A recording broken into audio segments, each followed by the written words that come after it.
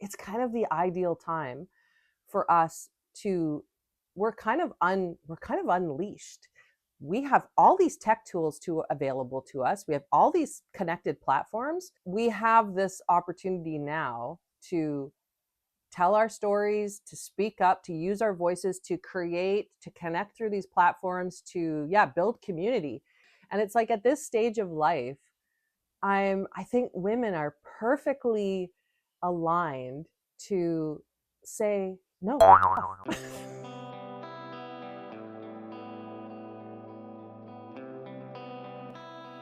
Hi, welcome to Fireside Rebels. I'm Carol Ann. Do you know what pisses me off?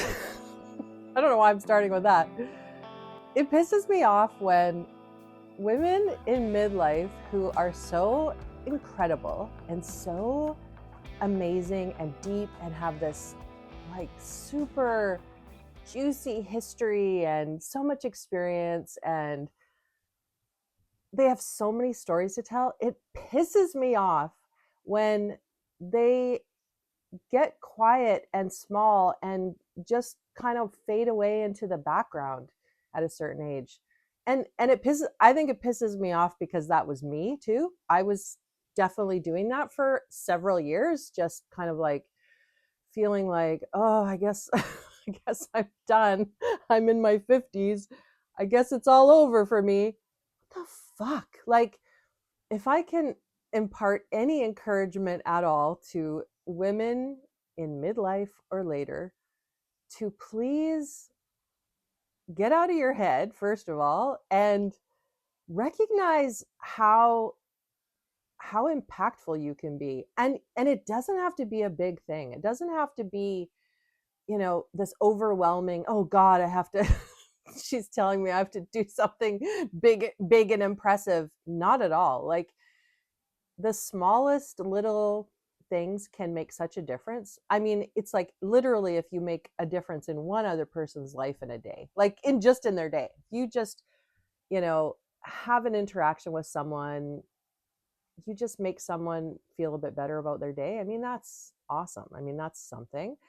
But so many women have such experience under their belt and tangible skills and stories and shit that they could share that I wish more would. I wish that society didn't beat us all down so much. Well, society basically tells us we have to do everything. We have to juggle, we have to run the household. You've raised kids, you've worked a full-time job and did the household and looked after everybody and volunteered on boards and it's fucking exhausting, to be quite frank. Like, we have this perception that we have to do everything and we're fucking good at it. So that's worse, because when you show that you're good at something, then people reach out to you even more and ask more of you.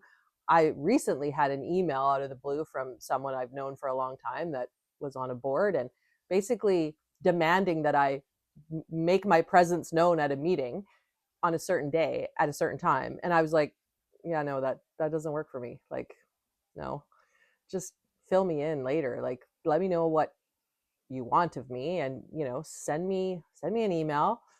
And basically, because I said, no, I'm busy, I'm working, that time doesn't work. And I am not doing that.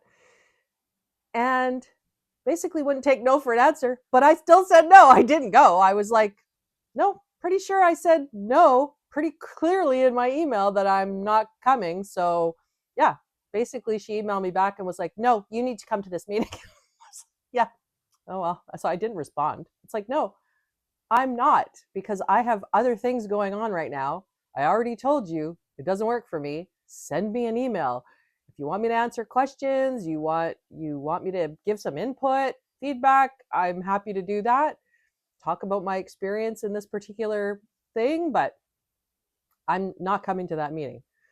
It's crazy. But anyway, so people, the more you good at things that we show that we are, or impactful or beneficial, then sometimes we do get asked to do more things that we don't necessarily have time for or want to do.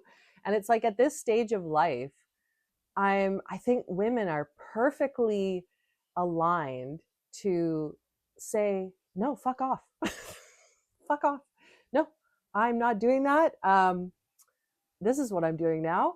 And it's also, we're perfectly aligned because I don't know about you, but I, as a woman trying to navigate the world, in my life, as even a kid, and especially teenage years and 20s and 30s, fuck, always people pleasing, like always, and fucking giving into this societal bullshit of like trying to be like a certain person and look like a certain way and fucking conform to, my God, I wish I'd shaved my head in my 20s and fucking dyed my scalp purple or something. Like, fucking, I wish I was cooler because I was just so playing it safe and into like conforming to, and a lot of that for sure, like my mom was all about like presentation and looks, and you got to look like she was always like, oh my God, your hair.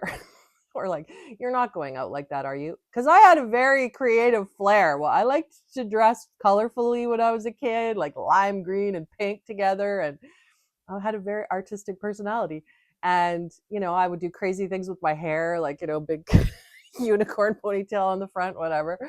But yeah, a lot of sort of beating it into us as like, you have to conform to a certain look, societal standards, like don't embarrass yourself or embarrass your friends and family in public by acting weird at all, like anything outside of, when secretly, I want to say, people fucking love it when you kind of are different and do things that are kind of embarrassing. Or like when we put on the vagina monologues in our little podunk town, I was like, oh, I brought it up and I was like, I think we should put on the vagina monologues. This was in 2002 and 2001, the first time. And oh my God, everybody was like, oh God. And I thought, well, we'll have a few progressive people show up and that'll be it.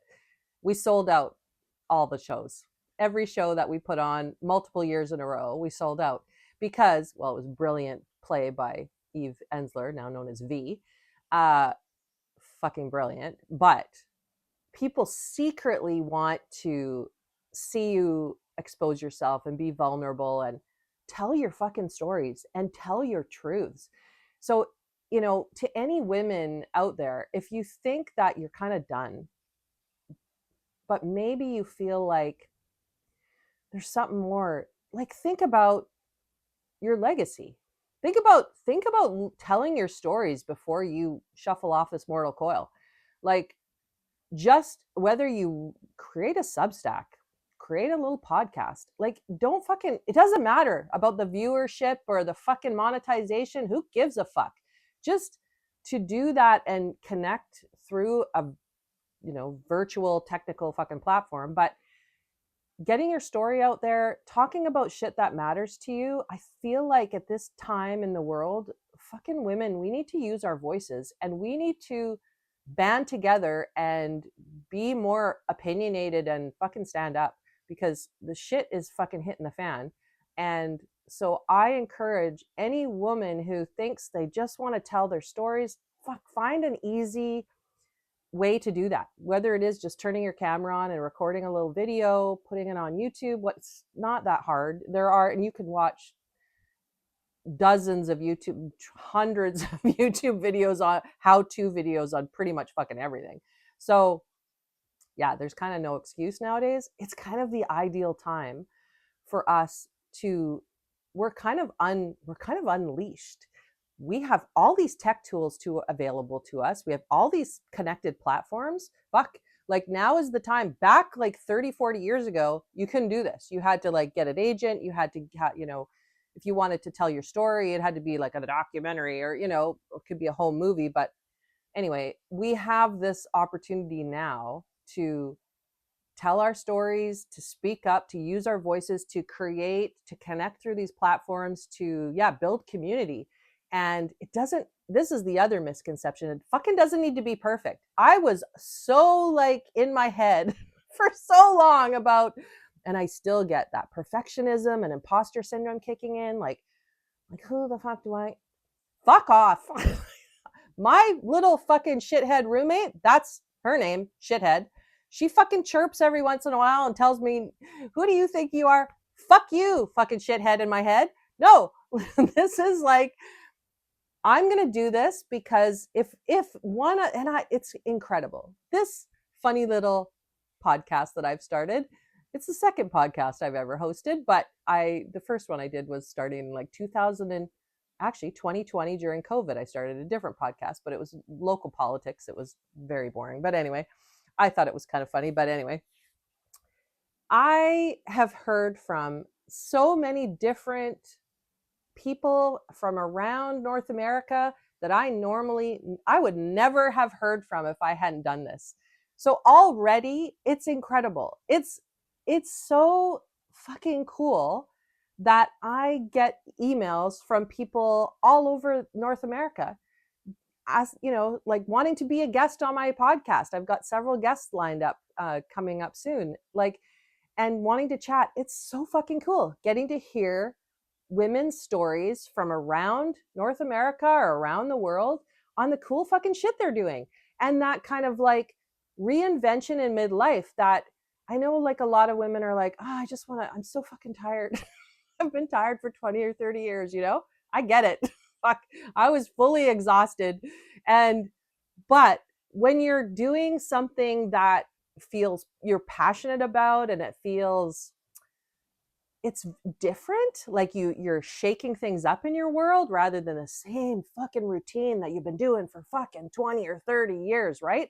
And now your kids have left the home, and it's like now you're scraping for like meeting. It's like, okay, I'll just become the fucking treasurer of another board, and I'll sign up for this, and I'll go golf and whatever the fuck. But if that's not the be all end all, like if you feel like, yeah, there's probably something else that's calling to me in the back of my mind, fuck, just explore it. Just sit down and write some things out just on chicken scratch, just kind of like, if you were around for another 30 years, what do you hope that you might do? Because fuck, we could be here for a long time yet, and this world seems to be spiraling fucking in a different direction. So I think it's healthy to sort of glom onto something that is a creative pursuit or something that you're passionate about, or writing your memoirs, even if it's just for your kids or your family or your close friends. You just want to tell some stories of, like, if you think back, this is what's kind of fun, because you'll think to yourself, oh, my stories aren't that. Yeah, they're your stories though. You're the only you in the entire universe that has had that experience and could tell that story. And if you think about it long enough, you'll go, oh yeah, that was a fucking crazy story. Oh God, I forgot about that one. Oh Jesus, I almost died that time. Oh, that was another crazy time. Fuck, those are good stories. Like, write them out, type them out in your computer. Like, fuck, it doesn't need to be, don't get in your head about, oh, I'm not a writer. It doesn't need to be, fuck off. Just fucking write it down, write it out, and worry about anything later. Like, if it actually feels like it might turn into something, worry about that later. You could get an editor, you could get a ghostwriter if you needed to, whatever, if you wanted to tell your story into, like, turn it into a book or something. But otherwise, just fucking do it for yourself, right? Just do it for yourself, your family, whoever your audience is, and just write shit out. I think it's really it's a really fun, interesting exercise that you'll start to remember things that you didn't even realize you had forgotten. And you things that you always thought you'd remember all the details of, you go, fuck, I can't even remember. Like, oh yeah, what the hell was that all about 30, 40 years ago? But then as you start kind of diving into your memories and digging up old photo albums and trying to remember the details of things will start coming back to you, which is interesting. And I think it's good. I think it's healthy. I'm all about, I've been sort of learning more about neuroscience and how the brain works, and all about the fucking amygdala, the fucking alarm system of the brain, which is constantly trying to keep us safe and save our lives when we fucking are not even in danger. So it's interesting. But I mean, mine was on hyperdrive for several years, which is super unhealthy. That's where, cortisol levels are at an all-time high, and you just feel like you're constantly in fight or flight stage. So I've been learning about all that and trying to figure out ways to de-excite my nervous system, like through meditation and finding things like writing and art and things that I love doing. Things that I love doing. And then it's not exhausting. It's not like fuck. I'll be writing. I've been writing a book. I've been writing a memoir style book, and it's been a fascinating process that I fucking love so much. Like I have to make myself stop writing at 1:00, 1:00 in the morning, pretty much every night when and I've been writing for a couple months, and every night I'll be like, okay, fuck, you need to go to bed. You got to get up at some point tomorrow, even if I've been off for the last little bit here on holidays. But it's like, when you're excited about something or passionate about something, it's not exhausting. It's not a chore. It's more battling the outside fucking shitstorms that are coming at you, trying to interrupt your flow. So that is one thing that you need to navigate, that there are tools and tricks that you can do that can help you ward off those shitstorms. But I do encourage you to look at, just do something different. I went off on a tangent. Neuroscience, tackling things that are outside of our norm, like writing, starting to write your memoirs. It doesn't even have to be your memoirs, but just like writing short stories about things that you remember and that funny time, or, write it as a speech you're going to give at your grad reunion, just as a joke. You don't have to actually do it. But things like that are outside of the norm of your everyday will build new neural pathways in the brain. And I think we want to do that. I think doing the fucking Wordle once every morning is not going to be enough, right? Like, and probably most of us are cheating a little bit anyway. But doing things that are outside the norm, learning new hobbies, learning new skills. For when it becomes a little bit hard and a little bit like borderline frustrating at times, that is building new neural connections. So we want to do that. We want our brains firing on all cylinders, because as we get older, it starts aging. The infrastructure of our brain starts aging and turning into sticky, glumpy, dried up something goo, and not, things are not moving as quickly, and we start forgetting how to talk like right now. But I think the more that we can tackle new experiences and new traveling, going to new places, learning a language is so good. And yes, some people might find it really frustrating and find it very hard. But remember, there's no pressure. Like, it doesn't fucking matter. There's no test at the end of it. Like, get Duolingo on your phone. And I've been doing Duolingo. I think I'm on day 2165 or something like that. I started Duolingo during COVID. And I mainly work on Finnish, French, Spanish, which I haven't done for a while. Is way harder than it should be. And Italian, because Spanish and Italian are very similar. And I was learning a bit of Russian, and I've dabbled in all kinds of languages on there. And it's hard, but it's like, who fucking cares? It's learning something new and challenging your brain and forcing new neural pathways. When you start thinking about something, especially like a language, it tackles a different part of your brain, and it builds new connections. And it's hard, and you're sitting there trying to remember what that word was that you did the other day, and it's like, but it's, who fucking cares? It's just for fun. So just look at that frustration as, I'm building new neural pathways. So don't get mad about it. Don't get frustrated and shut it off. Just be like, click. Oh, I got it wrong. I guessed wrong. Because you can cheat and go to like Google Translate and cheat and not come up with it. But it's like, no, there's no pressure here. Like if you do go traveling, well, then you know as much as you know when you go traveling. It doesn't matter. You'll learn more traveling than probably on Duolingo. But anyway, that's beside the point. Anyway, I just encourage you to just and get out of your comfort zone if you can. That is what is super fucking awesome, is doing, if you get asked to do something or offered to do something that feels like your automatic response is, oh, hell no, I could never do that, right? Like getting up on stage, or yeah, going in a play, or public speaking, running for office, going on television, I don't know. Yeah, signing up to be on Traders, I don't know. But anything that your automatic response is like, hell no, you should think about that again.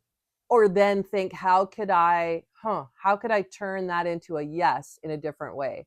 So like, yeah, starting a podcast. Oh, I don't want to be on camera. I don't like seeing myself on camera. Well, fuck off, because today is the youngest that you're going to be for the rest of your life. So, you know what? In 5 years, 10 years from now, definitely in 20 years from now, you're going to wish that you had recorded yourself today, because you're going to be like, oh, God damn it. Like now I'm like, God, I should have done way more nude stuff.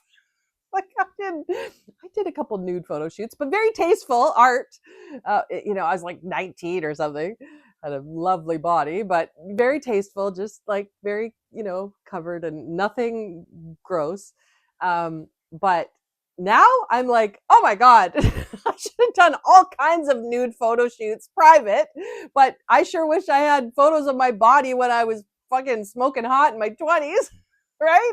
So you're going to wish in 20 years that you had recorded yourself a few times. Like, I really wish I had more recordings of my mom and dad. Like, I think I've got a few Super 8 cassettes, maybe, like not very much. I think there might be one recording of my mom, like chairing a council meeting or something. It's like, but that's not really what I want to hear. I'm now like, why the fuck didn't I record my parents telling their stories? Oh, it's so annoying. Like, so think about that. So your kids or your grandkids, like, wouldn't it be so amazing to leave behind, even as, it's like legacy, but telling the stories of some of the stuff that you know about your extended family or your ancestry, say, and those stories that no one else knows. Luckily, my mom wrote some stuff down and I know some stuff, but still, it's on the Finnish side of the family. It's really fucking hard to follow because the names are weird and the language is hard. And it's like my great grandmother was a bootlegger, I found out recently, which was kind of fun. And there was an affair, and the husband shot the guy that she was having an affair with. I don't think he died. I think he lost his hand. I mean, it's like crazy and really amazing stories. So anything that you know about your family that's like always been like, oh, we don't talk about that, or we don't talk about Uncle Bob, or, fuck that. Just record it for the family then, and just talk about it for the family, because if you're gone one day, all of that history is gone. And your family, your extended family and your friends would love to be able to see you talking to the camera and hear your voice again. Like that is so special. And I really wish I had my mom and dad. Like, I wish I had them talking to the camera and, their voice more than I do. Cause yeah, I think I have a cassette tape somewhere where my dad is with my brother, and my brother's like 6 turning into 7. That's what he says on it. I'm 6 turning into 7. And my dad is there, but my dad doesn't say that much on the tape. But anyway, yeah, I encourage you to do something different, do something scary, record yourself. Even if you don't ever publish it, just put it in a file and put it in a Dropbox and come back to it in 10 years, and you'll be like, oh God, why didn't I record more of myself? Why didn't I sit down with a friend over a glass of wine and laugh our asses off telling stories about when we were in high school or whatever? Like, yeah, it's for you, and it's for your friends and family, and it's just something to make life a little bit more interesting, and get out of the grueling routine that feels very futile some days and feels like, why the fuck am I getting out of bed today? Well, these fun little projects that are like little media projects can be pretty inspiring and just give you a little kick in your step, and have you look, something to look forward to that you can work on as a fun little project. So I highly encourage you to do that. And that's all I wanted to say today is I encourage you to do that, and check out, keep watching this channel, and I'm going to be launching my book pretty soon. So stay tuned for that. So I hope you have a great rest of your day. Bye for now.